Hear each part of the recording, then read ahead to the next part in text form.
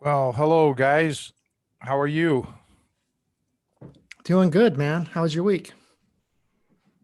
Just very hectic trying to set up this home studio so I could start doing the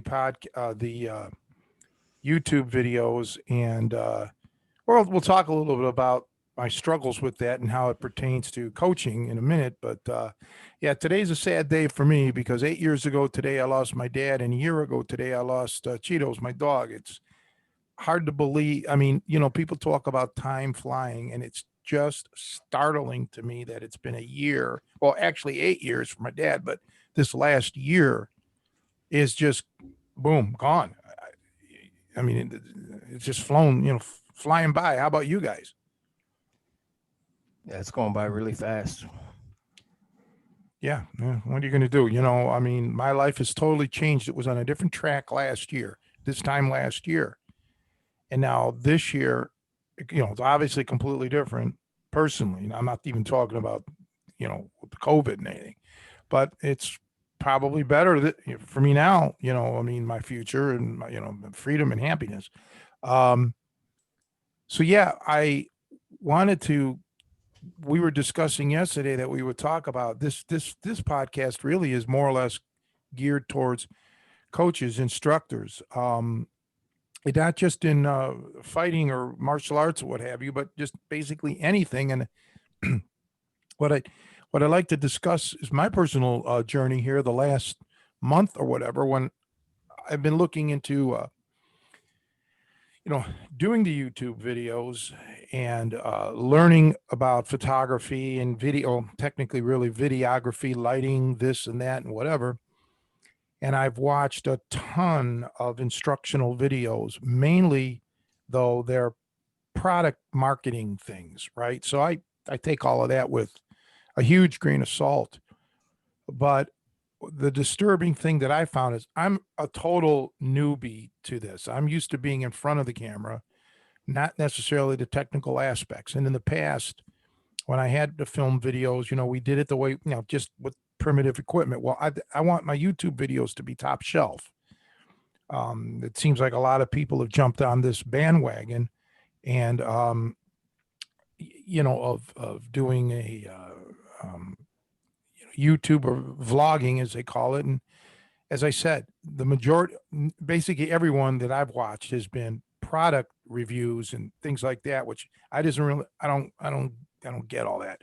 But what I was shocked to find out is that there's very little that is out there on true instruction to a complete and utter newbie like myself. All right. I mean, things have to be spelled out exactly. How high are the lights? How far away are the lights roughly? Um, what settings on the camera exactly? What lens exactly? Everything has to be spelled out because there's a lot of people that just don't have a clue. They're brand new. What does the letter F stand for? What does, the circle with the line through it? All of this stuff, there's so much that is just next to impossible, to find out. And then the same with audio and everything. So that got me thinking. I'm like, I've always tried to coach, and sometimes I explain ad nauseum, okay, the minute details. And that's because I realize that there's so many people out there that even if you've had experience, maybe you don't really know the whys. You don't know the ins and outs, the science behind it. And I'm here to, just say that, what separates a great coach from just a good coach, knowledge wise, is that you have a mastery of all the little details, and that you're able to impart that knowledge to people. And it can be a challenge, especially when you're advanced. Like I've been doing this my whole life, and I forget sometimes what it's like to be a complete raw beginner again, okay, where you don't know anything. And a lot of coaches take it for granted. Oh, they should know this. I mean, this is common sense. Well, it's not common sense, okay, to some people. It's when you have that lack of even the most basic knowledge, you have to get it somewhere, because again, fundamentals are really important. So uh, I don't want to say I've wasted the last month, but for sure, this has taken me far longer than it should have, because I could not and cannot find the specific information that I need regarding videos and lighting and audio and everything that goes along with it. Um, Now you guys aren't really beginners. I mean, Joe, you've been in martial arts for a long time. Nico as well. So you guys too may forget what it was like the first time you walked into a gym, and Lord knows, you probably didn't get all the fundamentals that you needed, the grassroots bare, you know, let's start from ground zero kind of approach. So I'm just here to tell all the instructors out there that that is very key. And again, not just, I mean, yes, to raw beginners, of course, but even more advanced, or people who get lost from their heritage. And we tend to forget where we started.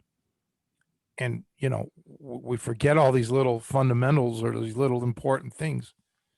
We got to stick to it. We got to get back to the basics. Do you Your think thoughts? sometimes too, it's just kind of the instructors, I don't know if it's a lack of patience or excitement about wanting to share something that they like or are cool, but it's just too far ahead. I kind of, you and I are both musicians. I'm not like particularly a good one, but that's something that's like kind of close to my mind as being recently a beginner in, and knowing, like having not an idea what to do, not knowing any of it. And I remember my first couple weeks in, there was a guy at work who was an accomplished guitarist, bassist, records a lot of his own music. I mean, that's his thing, and he found out I was getting into it. My friends were starting a band. And so he's like, well, hey, here's the circle of fifths. Now, I didn't even understand what a chord was. Wow. I was just starting out. And here's like, this is what opened my eyes to how to play and how to improvise. To me, it looked like astrophysics when he showed me the circle of fifths. And that's, I mean, for people not in music, it's this chart with all these different, how the chords interrelate depending what key you're in. None of that made any sense to me, but he was so, I think it's something he was enthusiastic about, because I think he made major gains once he mastered it, but he could not relate to the fact that I was literally just starting out, so he's like, this will get you ahead. And I think, so I've been there where it's like, this information may be valuable to me 3 years from now, but giving it to me now is just, it's almost a waste of time. Like he's jumping ahead to chapter 20 in the book when he's like, no, you need to learn your ABCs first, and just be patient and say, okay, you're starting from, I don't even think he could visualize what true beginner was. Yeah, that's tough. And, I can see where he's coming from. And yeah, he was kind of maybe putting the cart before the horse. The circle of fifths, the cycle of fifths is paramount. I mean, that you can't become a successful musician without knowing it by heart. But yeah, there's steps before you get to that. I can remember, well, at least Ronnie Moon, my jazz instructor. I can remember him, whole half. He was teaching me the the basis of, let's say, a major scale, and by the numbers, literally, a whole step, a half step, and so on. And chords, the structure of chords, like a dominant seven, first, third, fifth, flatted seventh note of that scale. It was all math, simple math, but mathematics. And in fighting, this is the thing. I don't I don't know that a lot of instructors, the ones that I've dealt with, that I've taught, instructors that I've taught, many of them are the rote memory. My instructor showed me how to do it this way. That's why I do it. They don't understand, the histrionics to it. Why? Why are you doing it? Explain the structure of the human body. Go into detail what exactly is happening here. They don't get that deep. That, I believe, is not advanced. I believe that's something that should be basic. You should know this going in. So much like, let's say, this guy with the circle of fifths. Yeah, that's important. He's right on the money, but there's so much that would be missing before you get to that. Okay. Um, and for non-musicians out there, or even musicians, who sometimes forget, we do a lot of, well, basic music is what's called a 2-5-1 progression. Okay. So that's all based on the circle of fifths. Okay. The two is the second in the circle. The fifth is the fifth, and one is the root, or so if you're, playing in C, you're going to go C. C is one, two is D, D minor seventh, five is G, G seventh, and then you go to one, which would be C. And so if you say 2-5-1, you can transpose it to any key. And much like fighting, you have strategies that you can transpose things that you learn here to there. And then naturally in music, you can add substitutes. So instead of going to, let's say, from a D minor seventh, you can make it a D minor ninth with an augmented or a altered tone. And then the G seventh could be a D flat 13th or something. You could take a chromatic step from a D half step, D flat. It's fascinating. I don't want to get this into a music theory podcast, but music is far more intellectual and far more theoretical and mathematical based than fighting. Okay. There's just so much to it. It's so vast. But fighting, to me, should still be based on these types of principles and this way of learning, much like you practice your scales every day, your chords, your inversions, and what have you. There's fundamentals that need to be practiced. And I've talked about this in the past with fighting, things that you have to do or should, and approach it like a music student would approach it. So anyway, the point of it all is, even with this photography or videography thing, there's been nothing that has, and trust me when I tell you this, I could probably go through my history on my computer, probably over 200 videos, maybe even a lot more than that I've watched. And no one has been able to just spell it out, from the very, they talk in generalities. They talk like Joe's talking about, circle of fifths, 3-point lighting. Okay, you have a key light, a fill light, and a rim or a backlight. What watt bulbs? Tell us exactly how much distance do you think? Give us ballparks. They're not getting into it. So with fighting, it would equate to, and I'm sure Nico, I think, has brought up questions like this before. I know Nico did, and I'll let him talk in a second here about it. I know it now. It came to me. He talked about some instructor being very vague, like, well, just, just hit a little bit harder or move just a little bit quicker. That's vague. That's not an answer. Okay. Just, throw the left hook when you can. Well, wait a minute. When can I? What is when I can? You have to tell me as the instructor when. Now, do you remember something about that, Nico? Maybe not those examples, but you had an instructor that was real vague, because you asked me about it. Yeah, I don't remember the exact conversation, but I do remember many instances with instructors who were probably very good competitors, very good at what they do, but not necessarily a very good instructor. I think there's a big difference between the two. I think a really good instructor could take something complicated and break it down and really simplify it, and also break it down kind of in bite-sized pieces so you can grasp the big picture. Because someone that's a beginner would just has no concept, like you said, of some of the minute details. Um, but yeah, I think a really good instructor, like you said, has a good eye for all the details, but they can also break it down in a way that's palatable for someone that, just has no idea. And it has to be kind of step by step, I think, approach. Um, I remember we used to have a beginner's class at Victory MMA, and I used to coach it. And a lot of the people came in and they wanted to learn all of this. They thought they were going to learn like some really cool stuff. But basically, it was a very short class, like 45 minutes. All we really got to was like basic stuff like stance, movement, how to move, how to step.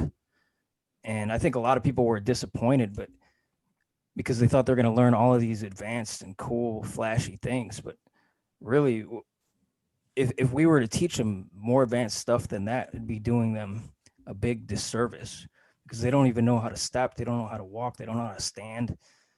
Um, I think a lot of times learning the right way can seem a little bit off-putting and boring to beginners because they're expecting so much more. You're 100% right. And again, that relates to music. The biggest complaint. Oh, here, I'm I know somebody that told me this. He didn't want to practice. He was studying with a great guitarist in Chicago, in Cleveland, briefly, but he didn't want to practice. He just did not want to do what the instructors. Ralph Russo. He had Ralph Russo's Guitar Conservatory. Anyhow, many musicians that I know that never made it and they weren't very good. It all boils down to what Nico just said. They wanted to play songs. They wanted to do, in essence, the fancy, they wanted to have fun, as opposed to doing what Nico's, the basics, the stance, the fundamentals. And in music, that's your chords, your scales, repetitively until you're sick of it. And even before your scales, you have certain exercises, just like athletes have physical exercises, musicians have exercises. Czerny, Hannon, Philippe. Um, I'm sure there's more, but those were the three that I messed around with, that I can recall now. I'm sure I dabbled in something else, but these are all specific exercises that are technically not musical. They're just repetitive to build the strength and independence of your fingers. And then you have to do your scales, which is just boring to many people. And that's how it is with fighting. There's fundamentals that you have to do. You have to work on your slips, your jabs, your just shadow boxing and doing your conditioning and all of that stuff. And the guys like people who, I mean, there's nothing wrong with doing advanced stuff. You'll get there. You'll get there eventually. It just takes time to build that fundamentals. Now, in defense of coaches and instructors and teachers, there's just certain students. Everybody says, I want to find a good teacher, but I've said it before. Teachers want to find good students. There's some students you're just never going to get through to. Okay. They just don't have it. They don't have the discipline. But as a coach, you again have to realize that. You have to know, okay, well, this guy's not going to take it seriously, or he just doesn't get it. And then I think, you need to have a talk with that person. Hey, what's up? You're not really grasping this. You're not really getting this. Maybe I'm not the instructor for you, and you have to move on. So it's just though about, to me, making the environment there where, you don't have any regrets. You can't save the world, so to speak. You can coach the best you can, but just some people just aren't going to be receptive to it. Their mind is not where it needs to be. I mean, I'm sure we've all either been there or have witnessed it. I think the greatest attribute in a student is to be teachable, to be humble and teachable. I think a problem that I see a lot is guys, they they don't want to be corrected. They Right. they don't want to be humbled. It's the ego gets in the way. They think they know better than the instructor. They don't want to be their flaws to be pointed out. And to me, I think that's a great inhibitor of progress, and could make a very lousy student. I learned that years ago on the internet, man. I've been smeared and lied about and tarnished because of people who just can't take the truth, that they're not as good as they would claim to be, or they have the wrong, just flat out wrong information. And even I've shown people who are out there trashing me, I've shown people my emails to them. Very nice. Just saying, you need to try this. You don't really have that down yet.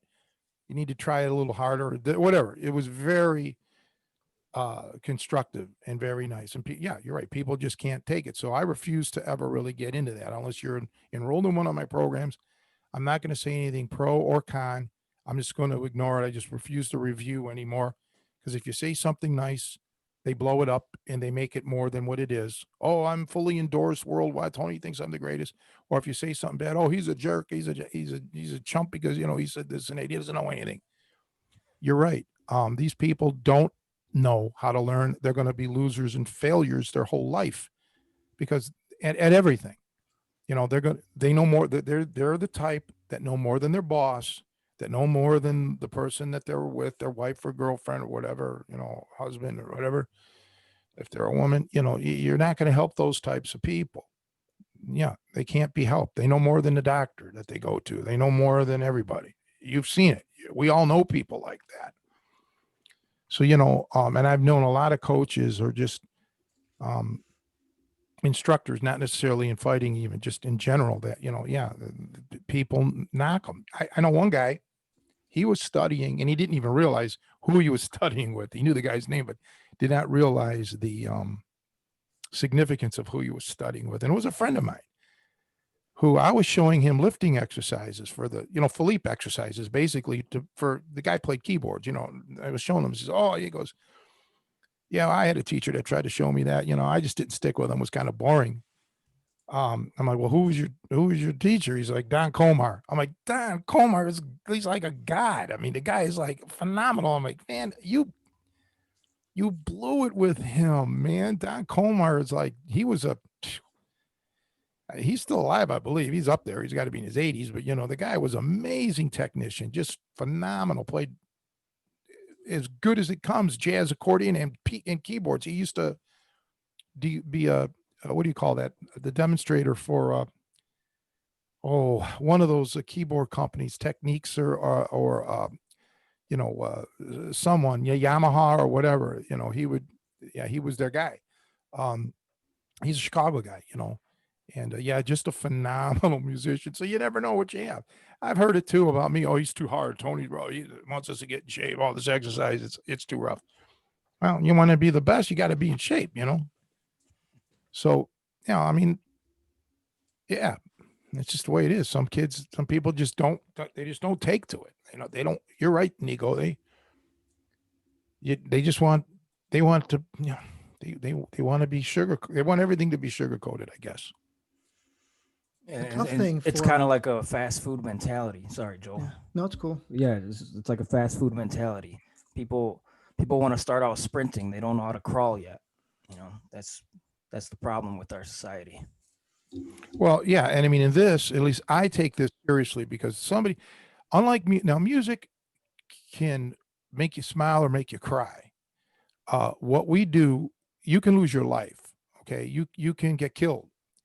You can die because because of your ability, you think you have, the level of ability that you may not have, and you can get yourself into a situation that you're in trouble. With music, generally speaking, the worst that can happen is you get embarrassed, or you don't get the gig, or you don't get the band, and your heart gets broken a little bit.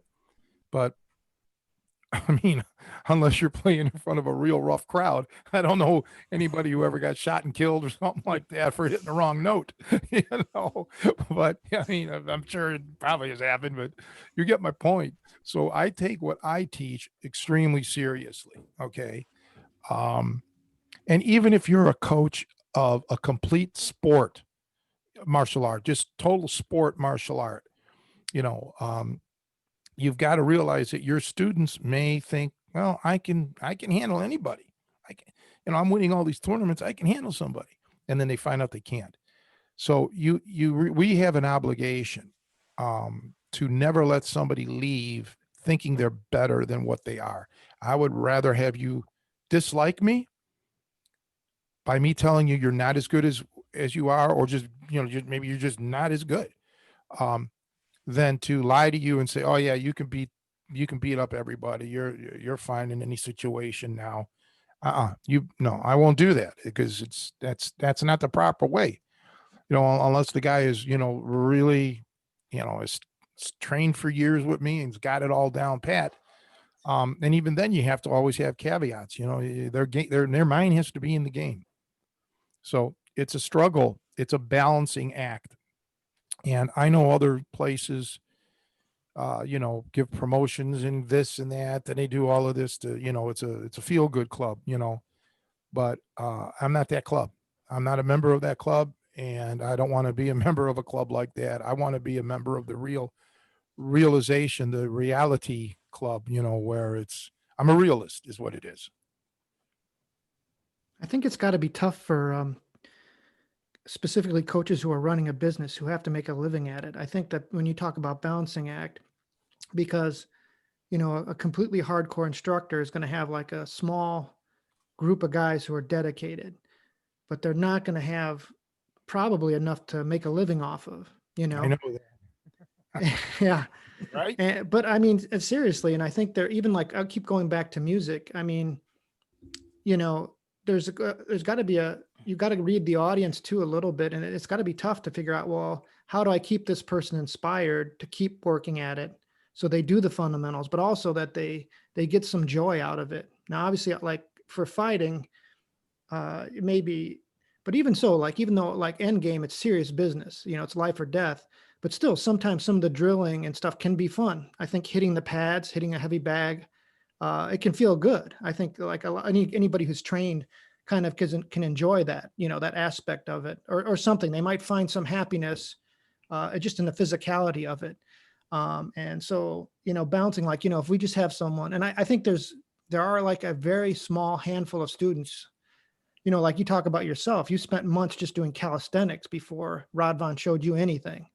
I think most, 9 out of 10, maybe 99 out of 100 people would be out of the door, but he wasn't trying to make a living. He's like, I'm going to show you the way I show you, or, it's my way or the highway. And you made the right choice. But, if you got a business, like if I'm teaching, like there's a guitar school that my son went to, um, and they had a balance. Well, how much theory and scales do I have in practice? Or do I give him some stuff that will make him feel like he's making some progress and enjoying it? So he keeps doing something with the guitar. As long as he's got the guitar in his hands and coming back every week, he was inspired. So they'd have him bring in songs and they'd be like, all right, let's deconstruct this song. You want to learn this song? Let's deconstruct it and see what chords there are. And you're going to practice these chords and we're going to work towards something that you enjoy.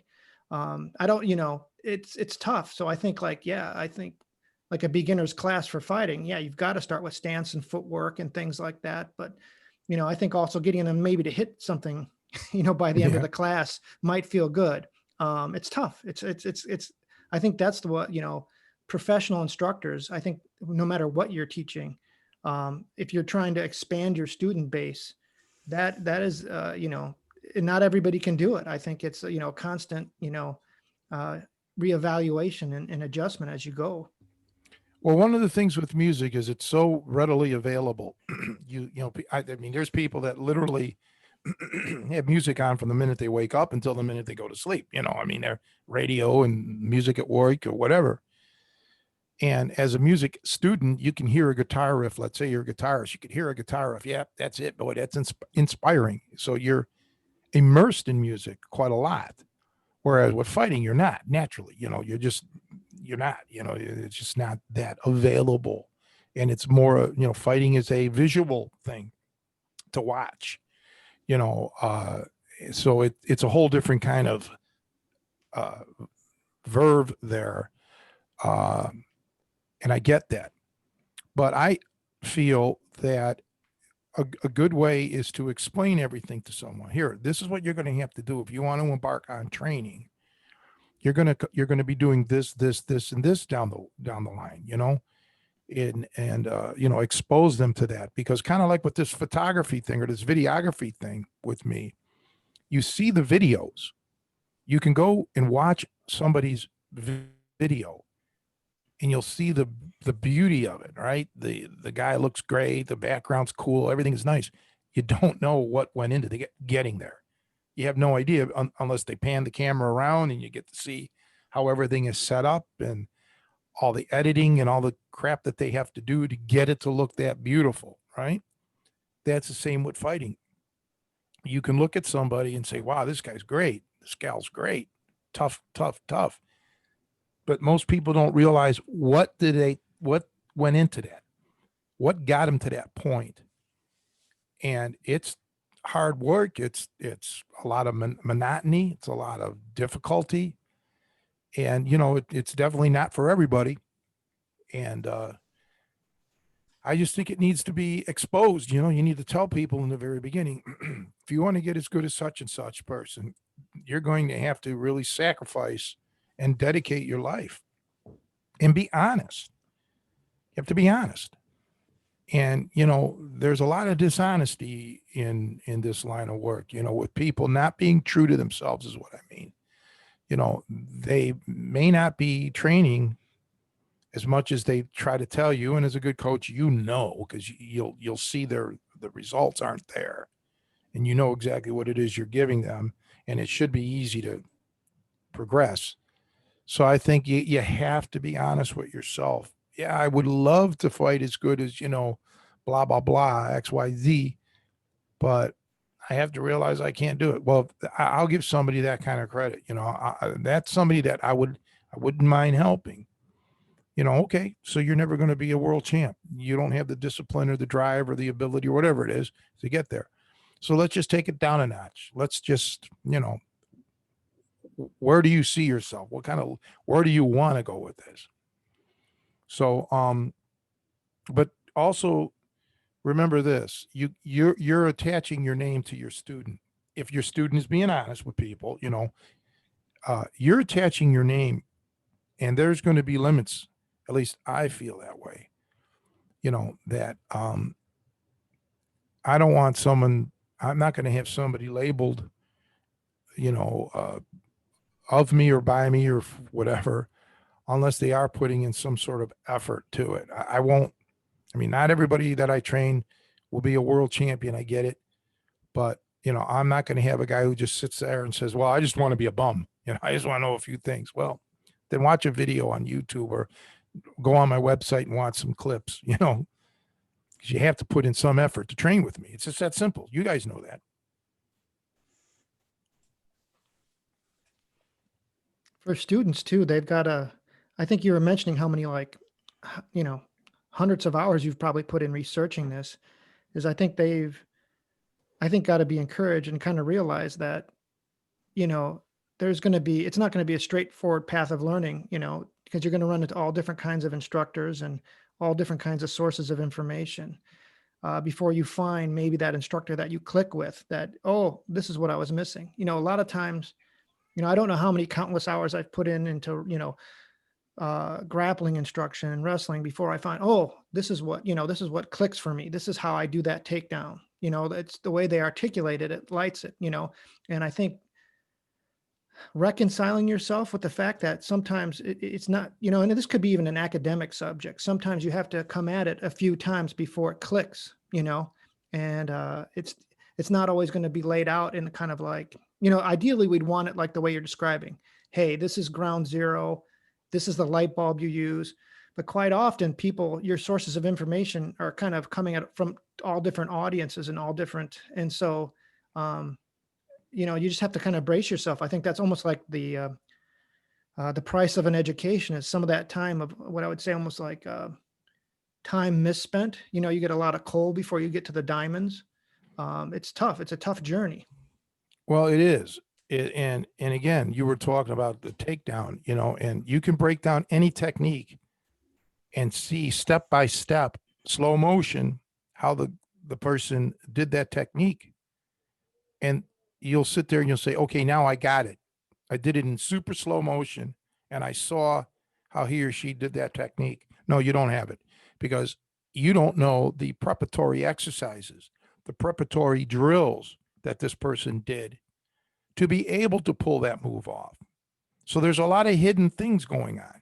And this is what I'm trying to get across. This is what I'm trying to articulate to people, not just on today's podcast, but in general. There's things that you have to do before you're even capable of pulling off a technique. So just like doing your scales, there's other things that will make your scales even better or your playing better. And that's your musical exercises. Um, these are the hidden things.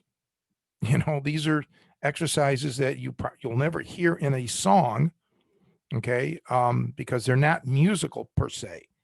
Uh, and it's the same with the fighting. There are techniques, are exercises that will enhance your techniques.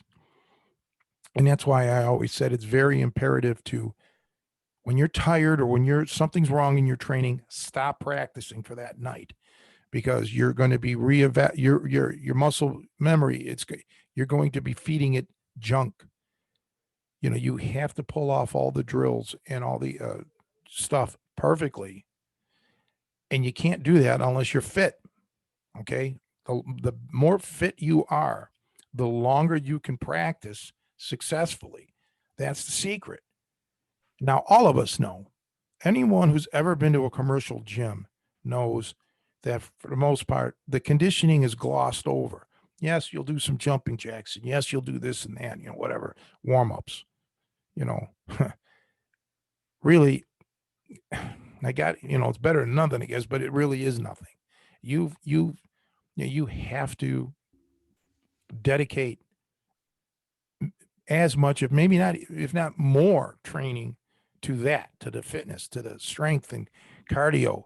That is what it's all about. I mean, you got to be in shape.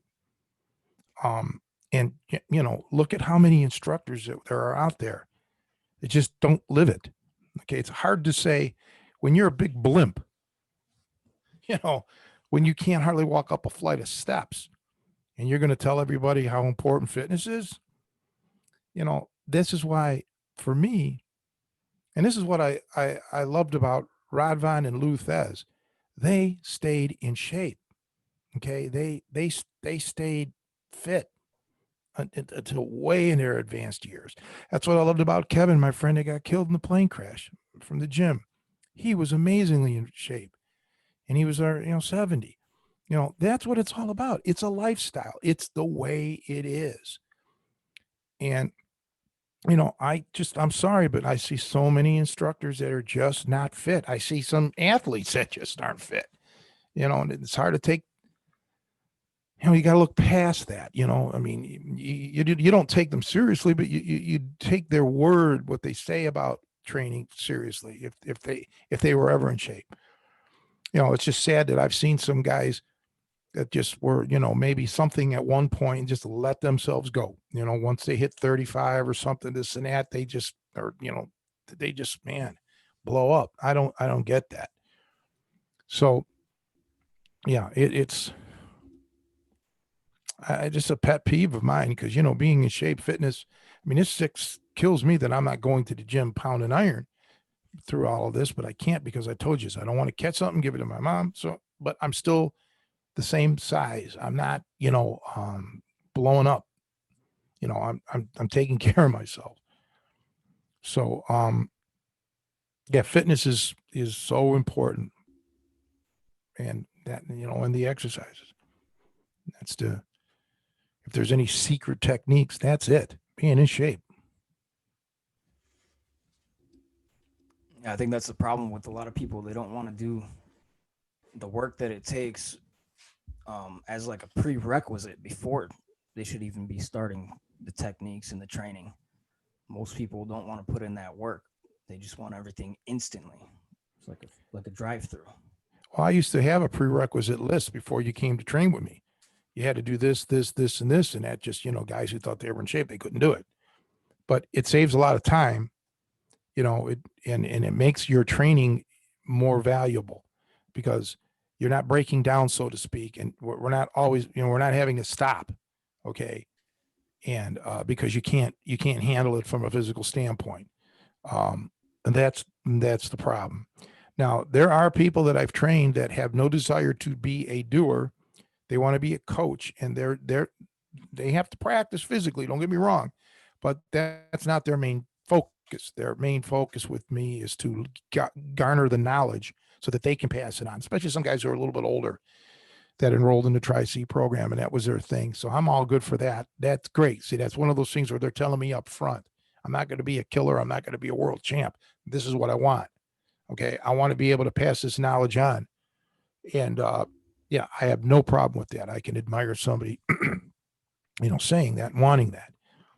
But yeah, even they know though that fitness is the foundation, one of the foundations of all of this, and then the techniques themselves have foundations, basics and the fundamentals.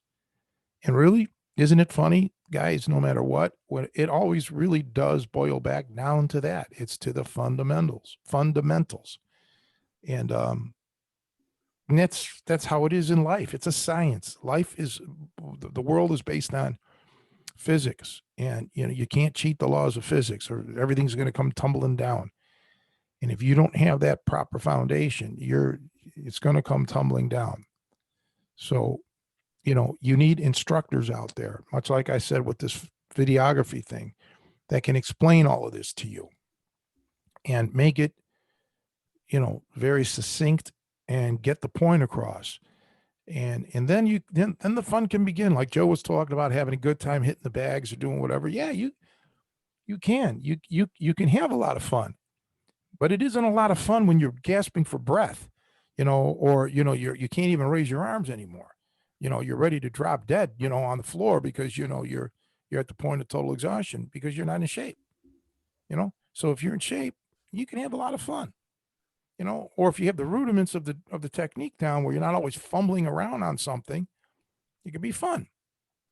And but it takes a bit of time, to get there. 6 months, a year, who knows? But everybody's different. But it, you got to put that effort in. Yeah, going back to what Joe said before about, I think it's important to find an instructor that can explain things that in a way that clicks with you. And for me, I always gravitated toward instruction that would someone that would point out all of the minute details and really establish that. Like for example, like if somebody's teaching top wrist lock or Kimura, whatever, uh Americana, and they're just like, oh, you grab it like this, you frame it, and you torque it. I don't want that. Like when I go to Tony and he's like, we're basically working on the grip for like the first 30 minutes to get that right. That's the instruction I want. I want to get all of these minute details in order before I even start getting to, the bigger picture. To me, that clicks with me. That's how I like to learn. And I think, once I got it, I really got it. Yeah, and that's the thing. That's where I don't want you to have to struggle through things that maybe I had to struggle with, or this or that. Yeah, but again, there's a lot of instructors that just don't know. They don't really know. They were never taught this because their instructors didn't know the finite, details. You see, even in medicine, okay, I could talk about that. My mom had a doctor come to the house the other day, part of her yearly thing. And she was cool. The doctor was all cool, or just talking and this and that. But even though she's a doctor and she's probably phenomenal, She doesn't know all the ins and outs. You know why? Because she's not a scientist. And there's a difference there. And that's what I've tried to do. Be a scientist, so to speak. Know everything there is possible to know from a technical standpoint on these submissions or whatever, the techniques, I should say, not necessarily just submissions. And, many people aren't, and they can get by not being it, just like doctors don't have to be scientists. Okay. You don't have to have it. You can just do what do what you do. But for me, that was never enough. Okay. It was just never enough to be shown something, memorize it, and then go on. Okay. That again, let me hark back to music. That's like being taught a song, one way. And that's the only way you can do it for the rest of your life. You can't change it. Well, I don't want to be like that. Okay. I mean, I want to know the theory behind it so I can improvise, so I can modify. And that's how I teach you guys to fight. So you can improvise. So you have that grip. You now know that grip.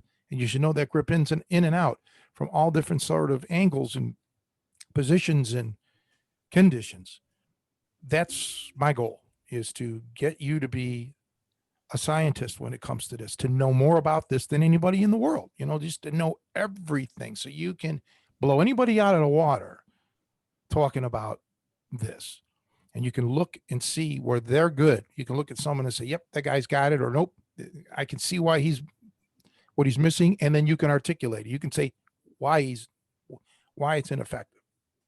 And that's how you can self-analyze, because you're your own coach in the end of it, because especially when it comes to fighting, if you're in a street fight, 9 times out of 10, I'm not going to be there for you. You're going to have to figure this out on your own, how to, make the adjustments. And you can't do that if you don't have that science of it, that the ins and outs. And that, I told you, that's why I don't like a lot of the people that I see doing stuff, because I can see their flaws a mile away, because they're not following the laws of science or the laws of physics. They're making things harder for themselves, or they're not doing it as efficiently as it could be done. And, it's just like listening to a shitty musician. After a while, you just say, I can't listen to this guy anymore. I'm going to go put on some George Benson or something. It's just how it is. I'm a stickler for that. Tony, I think that's a very, very important point that you brought up, is to learn the concepts as opposed to a bunch of techniques. Because once you know the concepts, you know what makes things work, how these techniques work, then you can apply this to many different things. And that reminds me of back when I was in school. I had a really good English teacher teaching us language and how to understand basically any word. And instead of just learning and memorizing a bunch of these big fancy words, she taught us all of the roots of each word. And we went back to Greek mythology, because most of the words come from that. And we learned what made each word. And then before you know it, at the end of the course, I could take a word from the dictionary I don't even know, and I understand exactly what that word means. And I think that applies to training. If you can understand the concepts and the mechanics of these techniques, you can apply to a huge, wide variety of techniques. You can improvise and use the mechanics and the concepts, as opposed to just memorizing a bunch of set of techniques. I think, to me, that is, real learning, and also can be an art form, because then you're introducing your own art, your own artistic ability to improvise, because you know the concept so well. Well, that's very well put. And I cannot agree more. That is just hitting the nail on the head. And you used the word concepts. And yeah, we are all individuals, we're not automatons, and that's, I don't want a gym full of robots, and yeah, and that's the key. Yeah, you are able to put your own intellect and your own ability into it, and you're built differently than I am or Joe. So naturally, you're going to have to make your own adjustments, but it has to be based on science. And if it's based on science, it doesn't matter your size. You'll be able to, you know, to know what can and cannot be done. So, for example, I mean, this is going to sound fanciful, but if you're going up against a 20, somebody who was like 20 feet tall, these holds aren't. You know what you can't do certain things because the science behind it. Okay, you're not going to be able to jab somebody if they're 20 feet tall. I mean, you can't reach the guy. You have to have the knowledge and the ability to know what you can do. How can you make this adjustment and when to abandon it, knowing that, okay, this isn't going to be that effective for whatever reason. And that just comes with, a deep knowledge base. It doesn't have to be vast. And that's another pet peeve. So many people want to learn new techniques. You don't even know the old techniques. You don't have them mastered. We talked about this before, so we don't have to bring it up again, but it's always good to remind people, especially if they're new to the podcast. It's not how many techniques you know. It's just how good are you with what you know. And if you can be world class at a couple techniques, that's your bread and butter, man. That's, you're there. You can set things up in your fighting ability to be able to get to that position, to utilize your excellent techniques that be it striking or grappling or something along those lines. But it just seems like everybody's trying to come up with a new flavor. Remember years ago? Well, Nico, you would remember this, long before cable TV, when you only had 3 major networks. You couldn't put on BS television shows. I mean, you really had to try. You had to put in some kind of effort to get a good show on, to draw everybody's attention. And if the show wasn't good, it got canceled. If it was good, it stuck around. Or developed. They gave it a little rope to develop, a following. And now, with all the different cable channels, I mean, they don't. You can't have that kind of talent. It's not out there. So they put a lot of BS shows on there, just to fill time. Well, you don't want to be a fighter like that. You don't want to be, in essence, filling time with bullshit techniques, that just won't work. Okay. Or may work once in a lifetime, once in a blue moon. You need that core. And I've talked about 10, like in the past, those 10 submission holds and so on, that you must know that you can't, they're available in damn near every single encounter. And I always look at boxing because that's, to me, the premier striking art. You don't see boxing coming up with 100 different strikes. Boxing's been around for so long and it's still using the most basic primitive strikes. There's a reason for that, because they're effective. They're incredibly effective. And they're trained. The guy's trained so because there's only a few that they need to learn so they can work at it incessantly. And yeah, it just bothers me for the students that just continually want to know, show me something new, show me something new, show me something new. Those are the types that I know they don't get it. They don't get it. Okay. And it's really sad, because if more people got it, there'd be a lot more people who would be, on the path of greatness. See, I've always been on the opposite spectrum. It's not so much as show me something new from the standpoint of a student. I'm always thinking, show me what I'm doing wrong. I want to know all these little details that I'm doing wrong. And I think a lot of people, sadly, don't want to hear that. They can't take that. And I want to know what I'm doing wrong so I can correct it.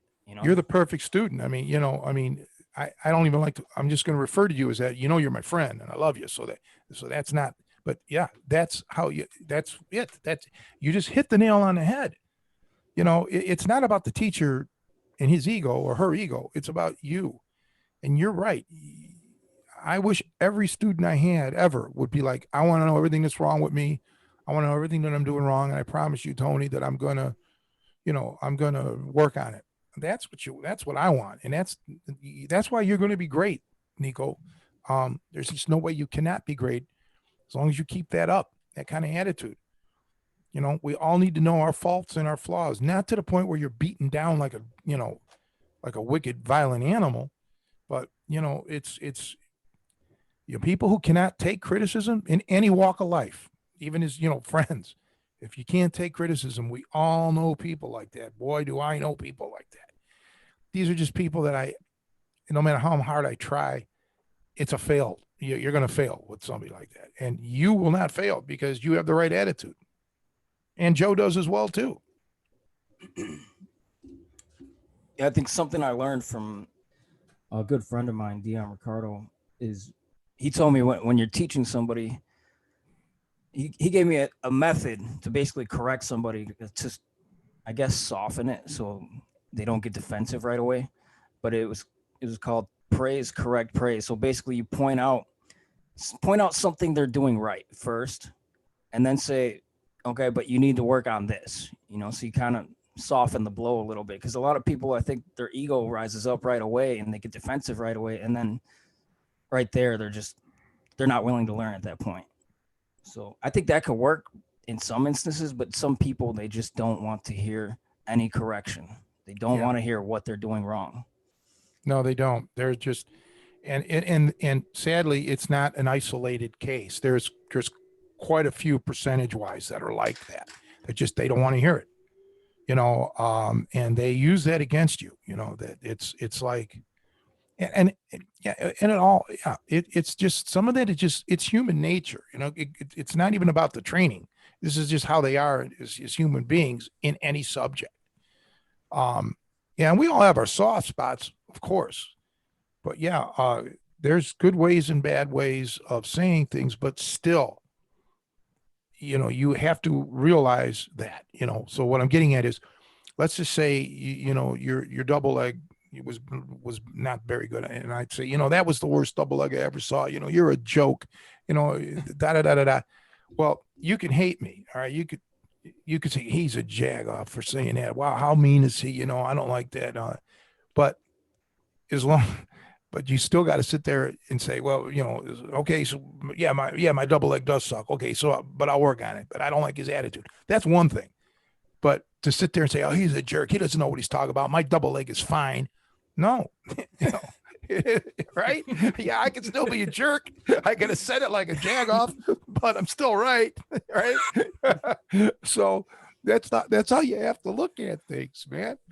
But yeah, I used to be a stern guy, yell, scream, all this, because that's how I was taught. And everything in my life has always been yelled at. I've been yelled at more than anybody. It's all I know. If somebody's talking nice to me, I'm getting nervous. Okay. I'm like, what's this person up to, man? Shit. I don't trust this person at all.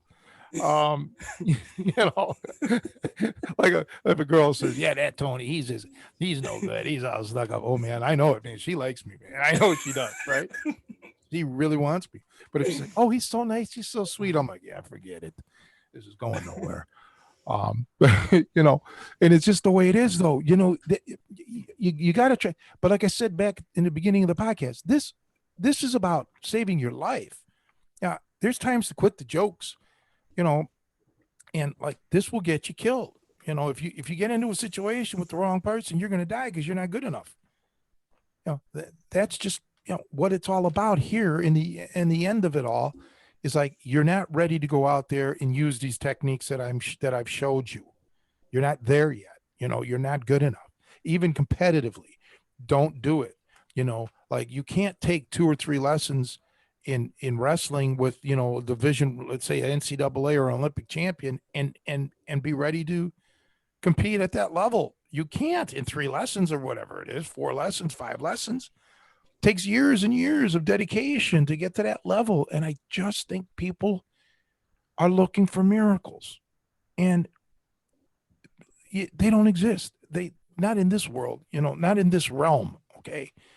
The miracle is if I can get you to practice so hard every day, to dedicate hours every day, that's the miracle. And everything else will fall into place if you do it. and you're practicing the correct and the pertinent stuff. And that's another podcast for another time. We're going to talk about pertinence.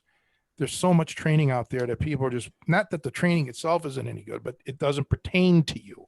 You're wasting your time. It's going to actually hinder your ability to grow. And that's something that we should discuss another time. But yeah, it's just, all of this just stemmed for me today. This podcast was the sheer frustration of trying to just get a straight answer on something. Just tell me this and that. Like, let's get specific here. They don't. They just can't. I mean, and believe me, videography is a lot easier than fighting. So there should be no, this should be not. There's no hidden secrets here. It's just that the people don't. They're not coach. They're not coach friendly. They don't know how to coach. They don't know how to instruct and how to tell somebody this. Because this is really simple. Okay, these people make podcasts or video logs or whatever, vlogs. They know exactly. Get a tape measure out. How far are you from the camera? How far are you from the lights? I mean, this isn't speculation here. These are concrete facts. Share them. Tell us these things exactly. Like somebody posted, they said something like, okay, I thought this was it. I figured all right, I got the right, I'm going to learn something here. I think this person said something like, okay, so I'm like, in this view, I'm like 1 foot away from the camera. Then in the next view, I moved further back. Well, he blew it. He had his one chance to get my interest and he failed. How further back? If you can say you're 1 foot from the camera, are you now 2, 3, 3.5? How far back? And that's how instructors need to be, that specific. Yes, you have to put your thumb here when you're doing the top wrist lock because of, and you stop the class and you start talking about physics. And, Archimedes, give me a lever, I'll move the world. You have to start teaching them all about how getting further away from the fulcrum and all this stuff. You have to get this knowledge to some people, okay? Because they don't have it. Or they may have studied math, but they don't relate what they learned in a classroom to doing this on a human body. Okay. And you have to do that. I mean, I feel you have to. And yet when I see somebody grab up here, I'm like, this guy does not know. It may work because he's going up against a fish, but this isn't right. I mean, this is like having, 3 round tires and 1 square. Yeah, the car is still going to move, but it isn't going to move as good as it can because of that square tire. You've got to learn science and the anatomy and all of this. And, so that's how it was with me with this 1 month long or however long I've been doing this, trying to get this stuff learned so I can make a better presentation. I have the knowledge. I can, I have the content, as they call it. I can do that, but I just wanted to make it presentable. And part of it is because now with these podcasts, we have Joe Cardinal here, who, by Joe's own admission, Joe tells me, he says, Tony, I'm a beautiful man. Okay. And I don't hear anybody arguing with him. So now everybody's expecting beauty if I do this YouTube thing. So I don't have the physical pulchritude that Joe does. Who does? Nobody does really. So I got to use it, lighting tricks and camera angle tricks and all this. So it's all because of Joe. Definitely. I definitely need a more professional presentation, I think. I don't think the audience is getting the full effect that they would in person. They can't handle it. Yeah. They can't. It's like looking at the sun, you got to. Exactly. I mean, we should give them a box like they do when there's an eclipse. Cut out a hole. Can't look directly. Yeah. Like the first time, I mean, I heard all about Joe Cardinal, this and that. And the first time he came to my gym 20 years ago, all I could say, I took one look at him and all I could say was, wow. And I say that now 20 years later, I'm like, wow. I mean, I don't know if that goes back, if that word, Nico would know, does that word go back to Greek mythology? Wow. Because I That believe sums so. up Joe Cardinal. I believe so. Yeah. See, but I mean, But again, not everybody can be there. So you don't want to discourage those who can't be there. Like you said, there's going to be people who are world-class athletes. Same in the realm of personal beauty. And you don't want everybody to, set their standards. You don't want to discourage them out of the gate. Set goals that are reasonable for yourself. So like Tony, when you're thinking about this, no matter what you do with the lighting and the cameras, no matter how many YouTube videos, there's going to be limits. yeah, I know. So I just don't want to hear that right now. I mean, because my whole goal is to,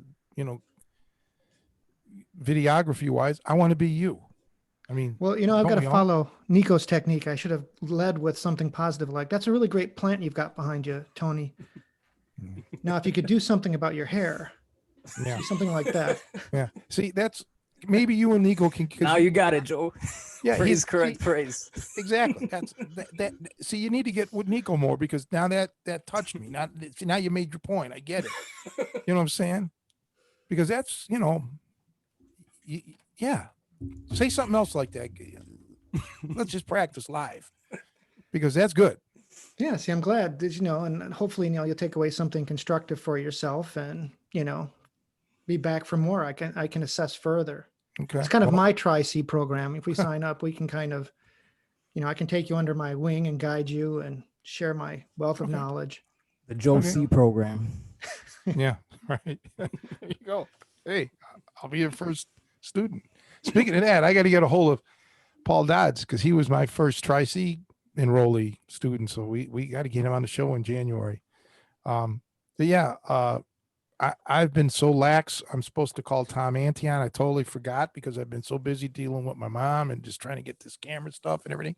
I got to hunker down next week and get some personal stuff done. I got to work on getting a caregiver here and everything else and da da da. It's just been And tomorrow's I'm going to be out of the loop because she's got 2 people coming over, 10 to 12, and then she's got a Zoom meeting with a counselor from 1 to 2, and then a doctor's appointment at 5, and I got to go grocery shopping.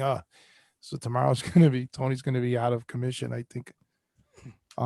But yeah, man, it's just, I love, like I've been lucky. I've had some really good great teachers actually in my life musically. And, of course, fighting wise and just in general, I've met, people that I could learn a lot from in a lot of things. But part of it is, I was taught at an early age, or maybe, I don't know, maybe it was just intrinsic with me, but I learned how to learn, knowing how to learn. Like Nico knows how to learn. Nico knows, okay, I'm not doing this right. I need to reach out to someone no matter what and find out what, correct me here. How do I get this right? Nico can self-analyze. Joe can too. You know how to, when you're messing up too, Joe, because you'll come loaded with questions. Tony, I'm struggling with this or that. And that's like really important, and not to be ashamed or to be embarrassed to say, hey, I don't get this. I'm struggling here, because we all struggle. Maybe not on the same technique or the same thing, but we all struggle at something. Believe me. And it's just a matter of, Nico hit the word on the head, or nail on the head with the word humble. You got to humble yourself and say, hey, I don't know. And hopefully you can find a straight shooter, man. Hopefully you can find somebody that'll, give you a quick, honest assessment.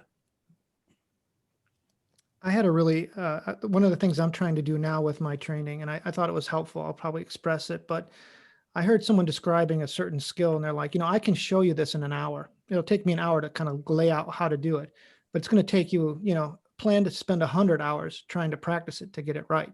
So just because I can show it to you in an hour doesn't mean you're going to master it. And it felt, I like that. Obviously that's just a rule of thumb, it's not a specific number, but to me, it was kind of a good objective to shoot for. So I've actually started tracking my time.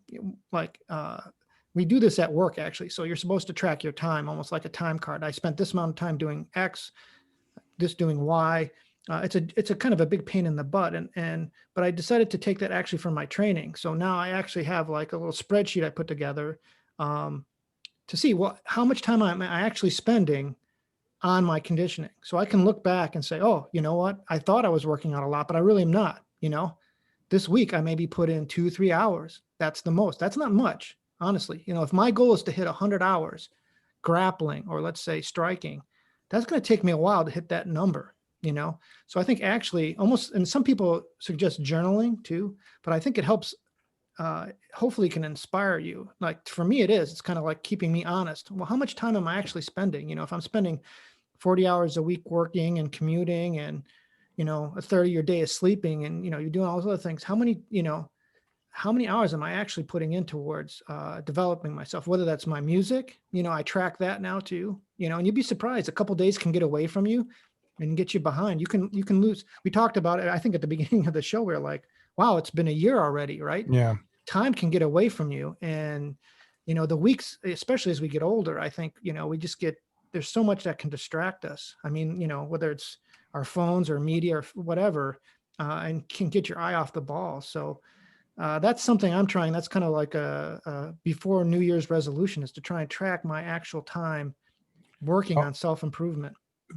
Well, it was, I think I may have mentioned something to you, because Jerry Sigler told me, my jazz accordion teacher, the guy that's in the beginning of this podcast and the end, I could show you everything you need to know about technique and everything in 3 days, but it's going to take you 3 years to get it, to get that technique.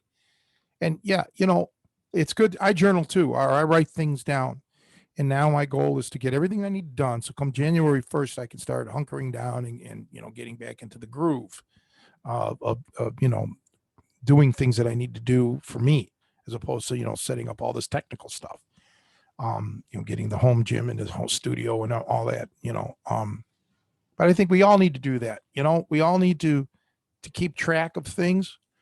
People do it when they're dieting, they want to write down their calories, and hey, you can never have too much information with that stuff. It's always nice to look at it and look back and say, oh, okay, this worked, this didn't work. Right. Yeah, I'm all for that. I used to keep a log after I had my aneurysm. I started, training, and I kept a log of what I lifted. I even put the temperature, because remember, the old tool and die shop didn't have air conditioning over there, didn't have heat, so it was important to know that, okay, my lifts weren't very good today because it was 22 degrees outside. Okay. So it was probably like 40, 45 inside, so, yeah, I kept detailed journals. I still have them. I'm sure they're upstairs, but, yeah, it's interesting. But the bottom line is, yeah, everybody should chart their progress, and, put goals down, write your goals, what you want, and break those goals into bite-sized pieces. So I've always said, like, I'll just make a number up. Let's say you want to bench 500, you can only bench 200. Well, don't just sit there at 500 as your goal. Make it 250, then 275, then 300, and then 325, and then 350, and so on. And then make even smaller goals, like your sets. How many reps are you getting in at a certain amount of weight? How much weight do you want to put on the bar in a month? These are the goals. You want to break everything down, make it very minute, so you're constantly positively reaffirming yourself. Okay. If you just make a lofty goal, it's like a wish. It's not even practical. You need to make goals that are attainable. Many, many, many goals, small goals. And then when you hit your ultimate goal, be prepared for that, because it could be not a happy experience. I mean, it could be, because you made it, yay. And then, like, now what? where do I go from here? You got to watch it, because sometimes it could be a double-edged sword. And then also sometimes you need to just take a break. You need to walk away from it. If things aren't going right, just shake your head, snap out of it, come back another day. But yeah, I was always like a dreamer. I always had goals. I know people that didn't, and some of them didn't need to, because their life was really pretty happy. They were pretty good. They kind of glide through life. They probably could have been something even more impressive if they had to struggle. And that's why I bond with you two guys, because we've all gone through struggles. And I appreciate people who've overcome adversity And I just think it makes you a stronger person inside and out. And yeah, when things are easy and come to you, and believe me, there are, we all know people who just seem to just glide through life. I don't know if they've ever really reached their potential. That's all I want to do is reach my potential. And that's all I want you guys to do is reach your potential. Yeah, I think that's a good point that you guys brought up about tracking, somehow tracking your training or your progress. I think also if there's a way you could track like the amount of time that you waste, I think could be really helpful, because I talked to somebody that said that I guess there was a way he was able to track all his time he was on social media. I don't remember who I was talking to, but he found out like at the end of the week, he spent way more time than he actually thought he spent, basically wasting time. And I think a lot of people come up with an excuse like, I don't have time for training. But if you actually see the amount of time that you do waste, you find out that you really do have the time to do it. I remember when I was doing personal training, and we had basically a sales technique we used to do with people, and to overcome the objective that they don't have the money for training, and we used to basically chart down like, well, how much money do you spend on beer? How much money do you spend on cigarettes? How much money do you spend on this, that? How much money do you spend on fast food? All these unhealthy habits. And the people, after they write it, if they're honest with themselves, after they write it out, they're really shocked at how much money they actually spend in like a week or a month. And they do have the money to spend on themselves for personal training or whatever, another healthy habit. So I think that's, if there was a way to really come up with, you know, chart the time you waste, the money you waste, I think that could be a real reality check and very helpful as well. Well,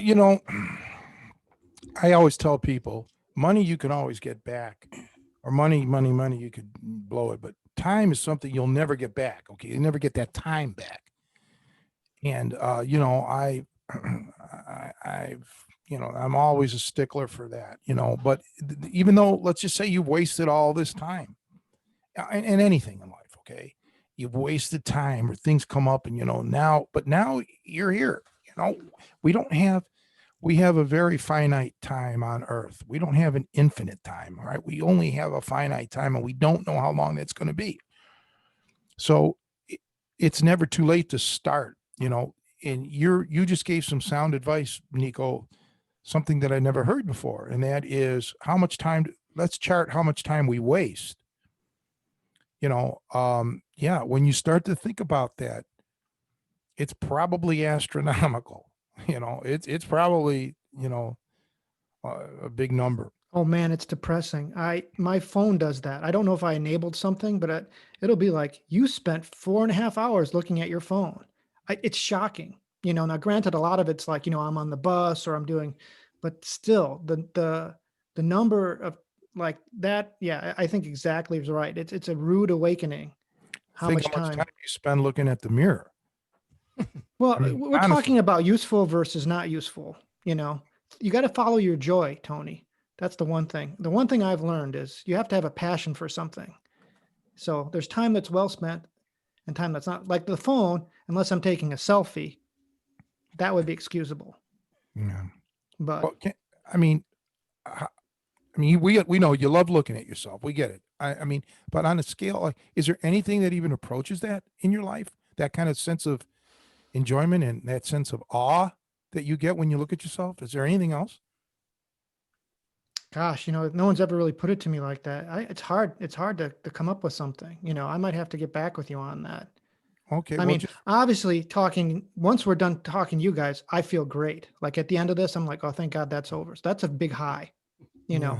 yeah. Maybe I don't have to talk to these guys for another week. So, Okay. That thing that you have hanging from the wall, that really looks nice. Right, Nico? Right. That's nice.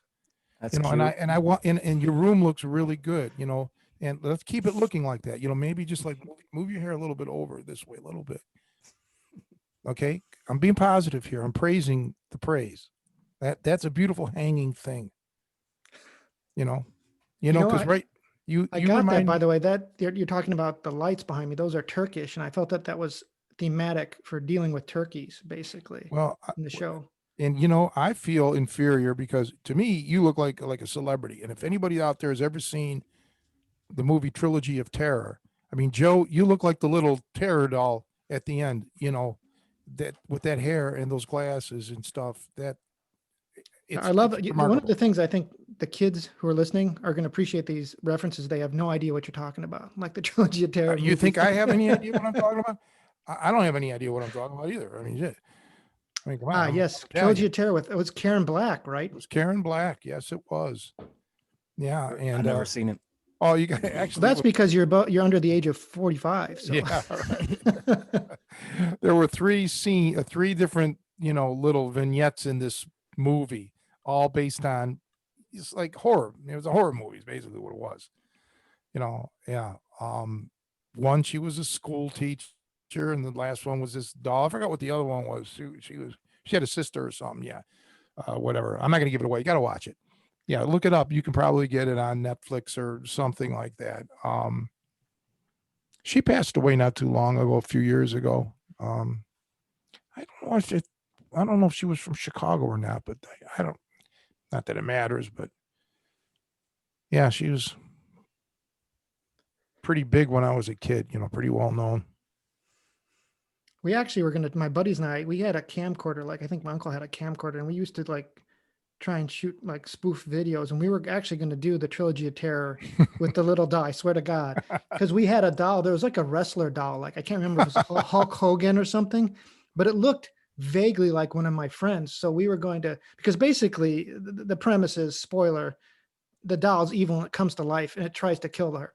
So we were going to do that where we would have the doll be my friend. And then when we'd do a lot of try and make him look like he was miniature, we go in and we never pulled it off, but it was one of the ideas. So we were definitely inspired by that movie quite a bit. That would have been that would have been classic. I would like to have seen that. That would have been pretty good, man. Trilogy of Joe, we could call it. Joe, that's the thing. Also you got to have in all this training and everything, this music, everything. You got to have a sense of humor too. A lot of people have to. You got to because it's laughable at times the positions that we get in or the things that happen to us when we're training. It's funny. I mean, you got to lighten it up. And if Nico you never got to meet Kevin. That's a shame. But Kevin and I used to bounce off each other, bust each other's chops. Even when I was training guys, he'd come down and say something, or now and then get on the mats with the guys and this or that. It was always a ball bust. We were lighthearted about it. Yeah, it's a serious subject, but yet you always have to have time for some levity. I mean, this is the way it is. But I could tell everybody I'm not your friend once we're on the mat. I'm there to teach you, but afterwards, man, like we live it up, party it up, and have a good time. But so what do you guys have planned for this week? Because it's approaching Christmas. I got to do some gift wrapping for sure. Actually Ben's not here at the moment, so I got to try and knock out some of his. I hate that, man. My gift wrapping is atrocious. No matter how much I do it, it looks like, all thumbs, like just like I balled up the paper around it basically.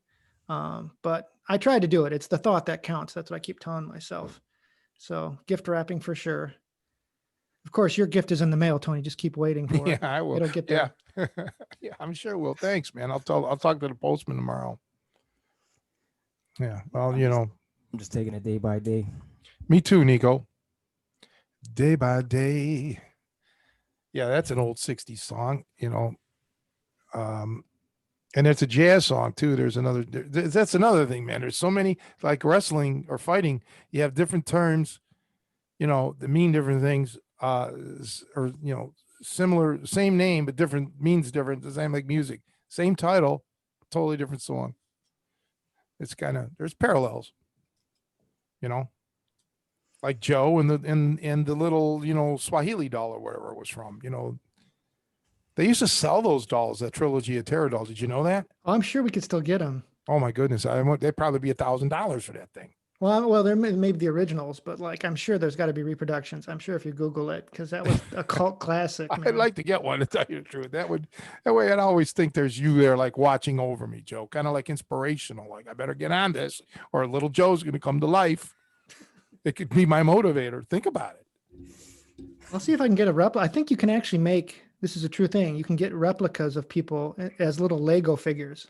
Like I knew a buddy got his daughter made, like her own. So maybe I'll get a little figure of myself for all you guys. Really, you really all should have that. You can have it like a little St. Christopher's on your car, Yeah. knowing that I'm always watching over and protecting. I think that would be pretty generous of me.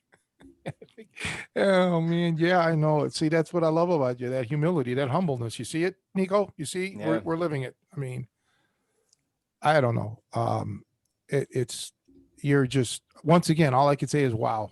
I mean, that's it. I mean, wow. But yeah, I'm just gonna more of the same here. I'm just gonna try to wrap things up today after watching. I'm gonna watch the Bears and then tonight the Steelers. Now I want to talk about that.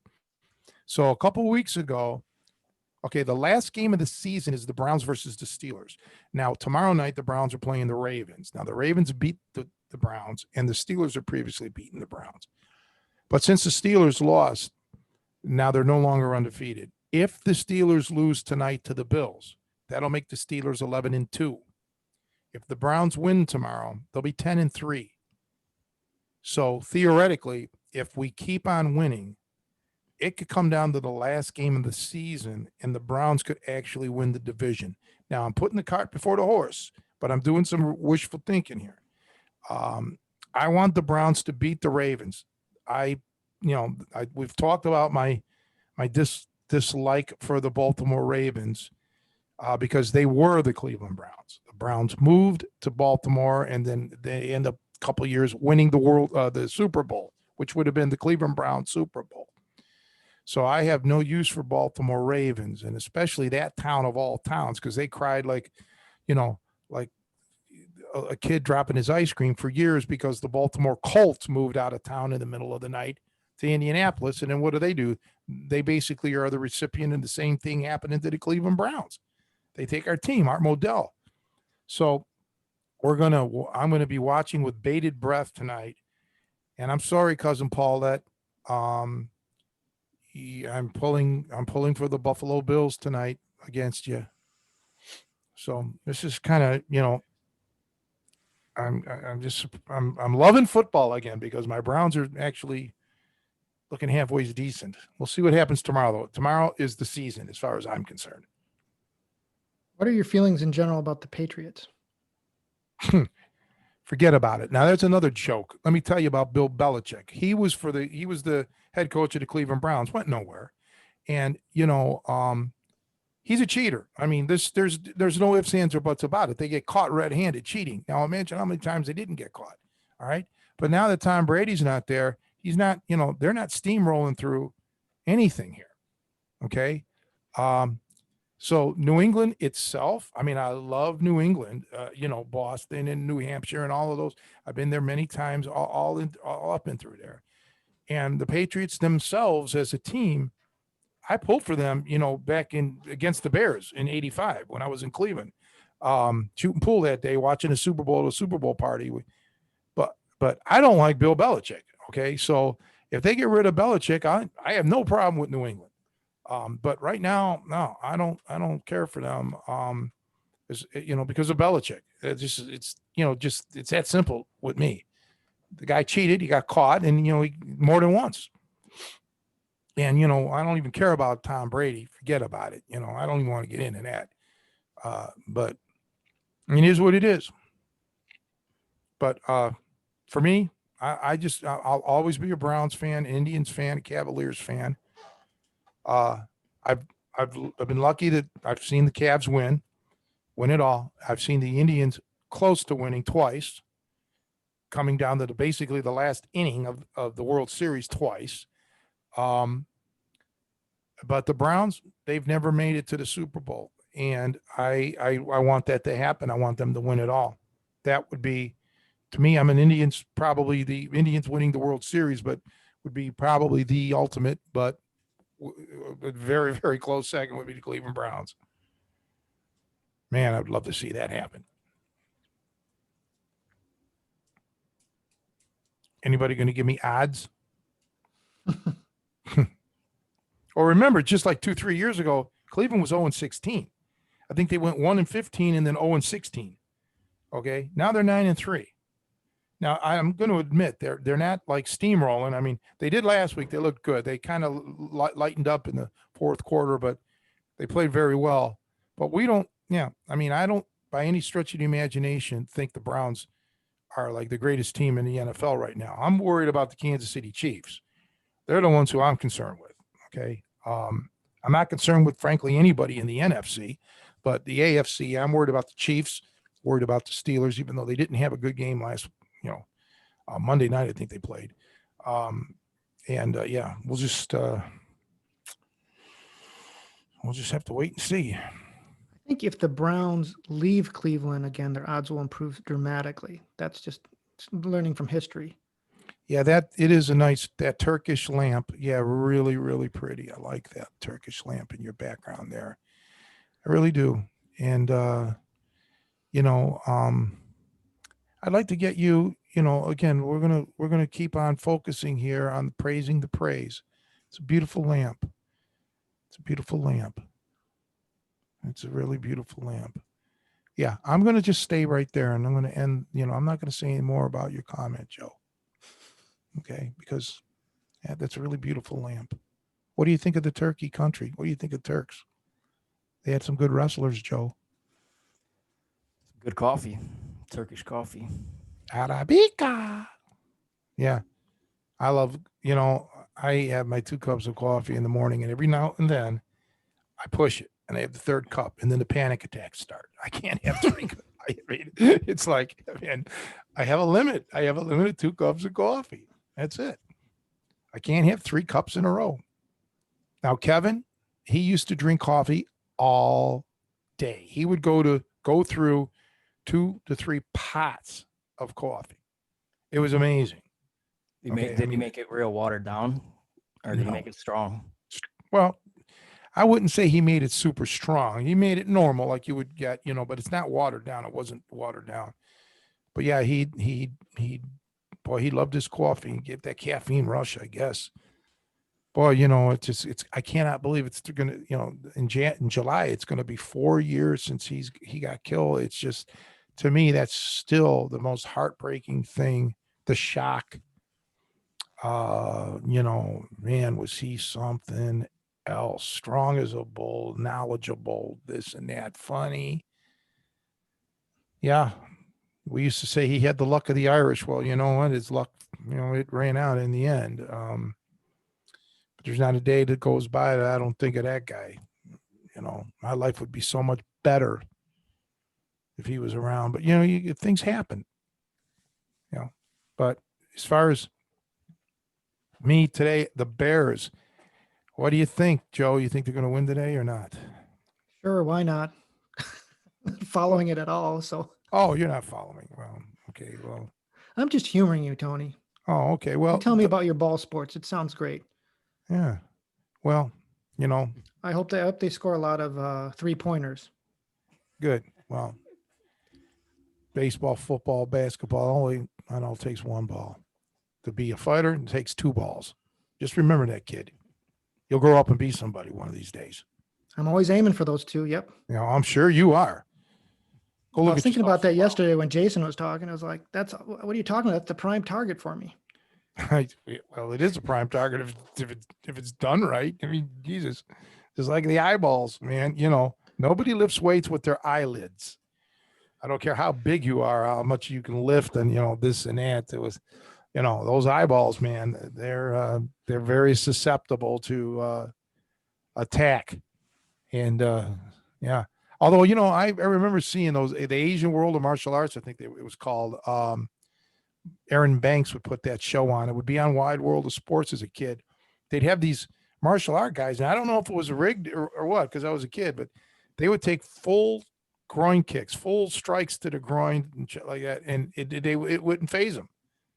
I've seen that too. It's got to be fake. I can't believe it. That stuff isn't. I've seen that where the guys are like upside down and they'll bring down like boards under the guy's groin, or this is after your time, but I'm sure maybe Nico, you've seen some of those jackass videos of the stuff that they'll let people like hit them in the groin with stuff. It still to this day, it horrifies me, man. There was this one, something Ben was watching on YouTube, but it was something where the kids could win like an Xbox or some shit, but they basically had a choice between three things. They could either, I don't know, I swear it was like someone hitting him with a golf club in the groin or like taking a kick there, or it was just, I don't get it. Like, no, nothing's worth it. Sorry. You know, I mean, you just have to, I think Eddie Murphy says, you just have to graze nuts. You know, they're like, you don't have to hit them. You just have to graze them. It's a problem. I don't know. Go ahead, Nico. I've seen kung fu masters that I guess specifically trained for that, and they could take a full on shin kick to the groin, and they don't Yeah. even gasp or anything. That's what I'm talking about. I mean, I'm sure. I mean, you know, we all have pain tolerance levels, but then, you know, I've seen the obvious. You know, I don't know. I don't want to get into it because I don't know enough about it. I mean, I'm sure there's people that, you know, anything can happen if you train for it, but it's just that the people that I've seen that have it done to them, they don't look like they're in shape. Okay, it's not like they look like they're fitness fanatics. That's why the red flag kind of went up, you know, with me. I'm thinking, there may be a gimmick to this. I don't know. You know, But even if you could take the pain, I mean, there's, like you said, how do you prevent that from being permanently damaged? I mean, you're putting a lot at stake there. I mean, maybe my priorities are different, but well, maybe, but that still doesn't mean you can fight because you can, you know, I mean, eventually you're going to go out. I mean, that's just all there is to it. You're not impervious. You got to know how to fight. So I get it. That's a little thing, a little subset of it. But yeah, I've seen some stuff that I know was a gimmick. Some, just not whatever. Hey, do you remember, Joe? Nico wouldn't know this, but do you remember Chung Moo Kwan? maybe that sounds familiar. But Oh my God, that was like when I first moved to Chicago. They were like a big martial arts chain. They got shut down. They were a cult, and they were. I remember watching on TV. They had all these like martial art schools get together. Like they had like a conference. Degerberg was there. I forgot who else. Probably didn't even know these other martial artists, but they were like, we got to do something about this school because they were like bad, stalking their students, and you know, it was a money thing. It was like a cult, and it was called Chung something else on the East Coast. They were around. But I met a woman at a party that was a student of theirs, and she got into this stance, you know, way down low on the ground. And I mean, not laying on the ground, but squatting really low. And she was a black belt, I guess, in Chung Moo Kwan. And I don't know. It was just, yeah, that was one of those. Nothing she claimed worked. You know, I mean, nothing she said was valid. Yeah, that's a long time ago because that's got to be 30 years ago or close to it. I'm surprised you didn't hear about that. where was their school at? Do you remember? Oh, Matt? I don't know. Where I they mean, had there's, multiple ones? yeah, I'm sure they did, but yeah. Maybe, well, this woman that I met at the party, I think that party was in Lombard or something like that. Hmm. But I don't know where they were. You can look it up, I guess. I haven't thought about them for 20 years, but That is sounds there like s- some Count Dante stuff. well, count down now. See, now I've known people who knew him. Okay. And yeah, he was full of shit, but he actually was good at what he did. The Kempo, that's his background. And he was progressive. You know, he was, you know, multiracial students and, you know, all of that stuff, very diverse. So pretty much everyone that I talked to, you know, these are old timers, you know, um, they all said he could fight. Yeah, but he wasn't the deadliest man and all that stuff. That was all. But he was a South Sider. You know, he was from Chicago, redheaded Irishman, really. Uh, and he got this and he used to work out at Johnny Coolin's gym. And Johnny did this. He was a boxer. He could do this thing where he'd pinch you on the carotid artery and you couldn't lift him up. That was a legit. Um, but yeah, he was a South Sider, South Side Irish, and he's actually buried at the cemetery. I didn't live that far from there, you know, in River Grove, unmarked grave. But yeah, most of what he did was, you know, kind of bizarre. Uh, I don't know. I mean, he wasn't a fighter like we are, kind of thing. You know, it was that era kind of karate. You know, some of his. I know that he had a student that I forgot it. I don't know the guy's name. I never met him, but he may have just recently passed. But he was still around on the south side of Chicago. Somebody was at somebody's house and he showed me some video clips of the guy hitting a heavy bag or doing something in his driveway. I vaguely remember. Nothing stood out, you know, as being wow, you know. No, I only save my wows for you anymore, Joe, because you're at a different level of wow. You know, I mean, you're so much into wow that even backwards, you're still wow. You know, I mean, that's just like, That's pretty deep. yeah, it is. I mean, it's just wow. But yeah, Count Dante and Cleveland had some martial art guys. Al Jean Carullia, who was the first world, I believe he was the first world karate champ. He was from the, I think his gym was on the west side of Cleveland. We had Master Kim, who was a badass. Korean. He was on the he taught judo and taekwondo or tang sudo or some. He was on the judo 64 Olympic judo team.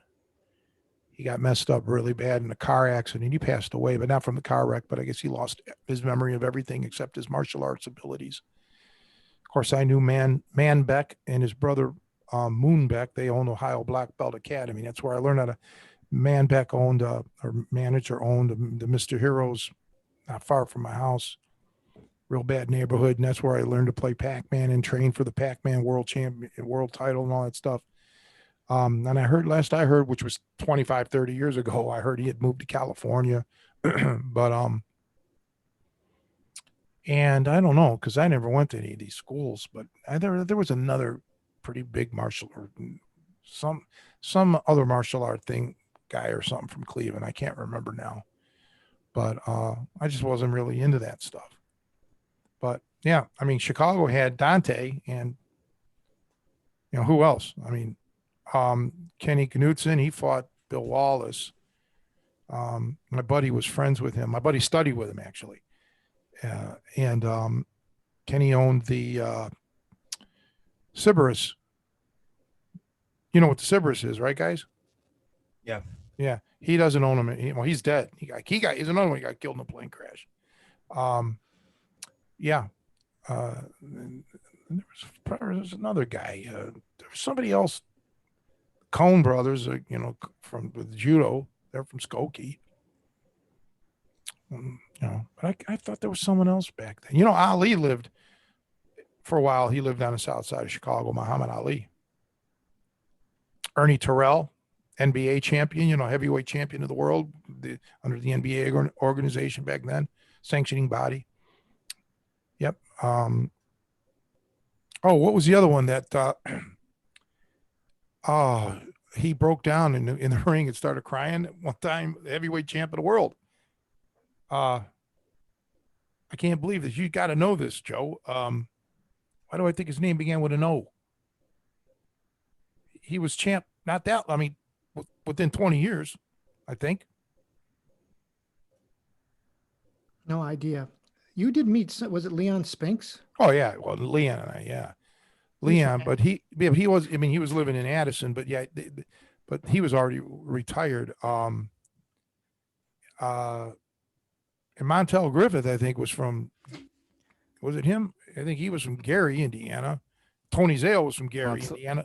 I know Montel Griffin used to train at McGarry's boxing gym in on the south side. I got a good friend of mine that was trained by him. He's a phenomenal boxer. Well, Tony Zale he taught out of the Chicago Park District. I know a couple guys I knew one guy, well, my buddy that passed away, Bob O'Brien, actually did an exhibition with him. But I know another guy that actually trained with him in the Chicago Park District, Tony Zale. But I can't believe I can't think of this boxer's name. Talking about Galata. Well, yeah, well, no, that's not who I was thinking of, but yeah. Um, no, this was, Jesus, I can't, it doesn't matter. But yeah, he was from Chicago. And of course, Johnny Lira, who was my buddy, there's probably a lot, Cleveland had a lot back before I was born, Joey Maxim, who I met, he was light heavyweight champ of the world, and Johnny Risco, that's going back to the 20s there with him. Yeah, but martial arts, yeah, it's just, I didn't follow. I mean, what was there to follow? I mean, there wasn't much. I mean, I'm a little bit older than you, Nico. So the big names were, Bill Wallace and Chuck Norris growing up as far as competitors. And I got to know and become friends and do seminars with Bill Wallace. I mean, how great, how much better does it get than that? Hell of a guy, phenomenal, but not absolutely phenomenal. And he did judo and he wrestled, so this guy was pretty well-rounded dude. Yeah. But anyway, the clock on the wall is saying it's about time to wrap this up. Don't you guys think? Yep. You there, Joe? Oh, sorry. No, You were rambling on. Just pretend that this was a mirror. Pretend that your computer screen is a mirror, and don't, Nico. Go Cleveland don't Browns or encourage the guy. something. Yeah, right. But don't encourage this guy, Nico. You're doing it again, Nico. See? No, bad Nico. Bad Nico. We got to get that. We got to get that trilogy doll and send it to Indiana, to his house. Yeah, right. They'll say, love Karen. I'm gonna have nightmares. Oh my goodness. That was scary. I mean, as a kid when I saw it, it was freaky. You guys got to watch that. She had a unique look about her, because she had that, that go funny eye, she had that wandering eye, but yet she was like, she was attractive to me. I mean, yeah. Oh yeah. I like people with little flaws here and there, because then, they shouldn't judge you then, because it's like, look at you, you're judging me, look at you, that kind of thing. It's always because we Sounds can't healthy. again. Sounds healthy. Yeah. Nico, quit encouraging him, man. See, that's the thing. You're creating this monster over here. Okay. And then what? You're moving further away. I'm going to be the one. I'm going to be the guy left stuck with this thing. Okay, I can't get rid of him. He's like gum on my shoe. It's too late now. Yeah, right. It's too late now. I like that shirt you got on. Wrestling. I should. I put all of my. I don't wear that stuff when I go out. I just try to stay under the radar. I don't wear anything like that. But I used to have a lot of shirts. I just don't do. I mean, Shirts maybe are I'll important. Huh? You should also invest in pants. Why? Why? Just a general recommendation, especially if you're going out. Yeah. That's infringing on my rights. Okay. I'll wear a mask, but I don't want to wear pants. Well, you need to make them like an American flag pants. Well, they sell those too, so you can show your commitment to freedom. There was liberty. Wasn't there a wrestler or was it a martial art guy that wore those? Well, Bill Wallace wore, I think, the Stars and Stripes, and yeah, that's who I think it was. Yeah, I think in the 70s, those kind of pants were obligatory if you did karate, man. You had to have some disco karate pants. Some cool. Yeah, disco, man. I think Shoney Carter used to have like a American flag, like the underwear type of like Valet Tudo underwears. Pretty cool. Yeah, I never really paid attention to Shoney's underwear, but thank you, Nico, for letting us know. Appreciate it. But anyway, guys, we'll wrap it up. It was another pleasurable weekend. I hope everybody out there that's listening gets a kick out of us because we're knuckleheads at times, but it's all in good fun. And I look forward to seeing you guys next week. It'll be interesting, and we'll have to come up with a good topic. But it's going to be back to work for me, and then I'll see you guys soon. All right, guys. Have a good one. You too. You too.